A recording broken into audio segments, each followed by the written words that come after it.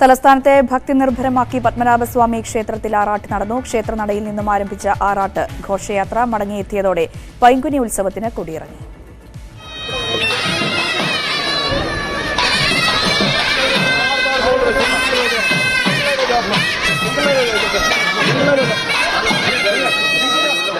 പത്മനാഭസ്വാമി ക്ഷേത്രത്തിൽ പൈങ്കുനി ഉത്സവത്തോടനുബന്ധിച്ച് ആറാട്ട് ഘോഷയാത്രയുടെ വരവറിയിച്ച് പുറത്ത് പെരുമ്പറ കെട്ടിയ ആന മുന്നിൽ നടന്നു.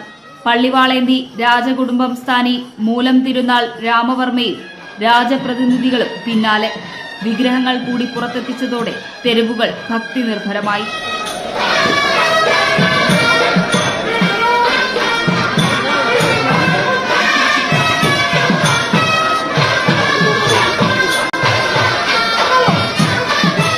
ഘോഷയാത്ര വിമാനത്താവളത്തിന്റെ റൺവേയിലൂടെ ശംഖുമുഖത്തെത്തി.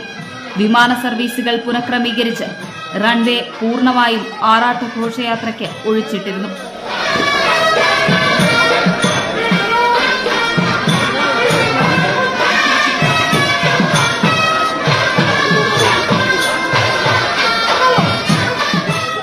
ശംഖുമുഖത്തെ ആറാട്ടിനു ശേഷം വിഗ്രഹങ്ങൾ തിരിച്ച് ക്ഷേത്രത്തിലേക്ക് എത്തിയതോടെയാണ് പൈങ്കുനി ഉത്സവത്തിന് കൊടിയിറങ്ങിയത്. ന്യൂസ് 18 തിരുവനന്തപുരം.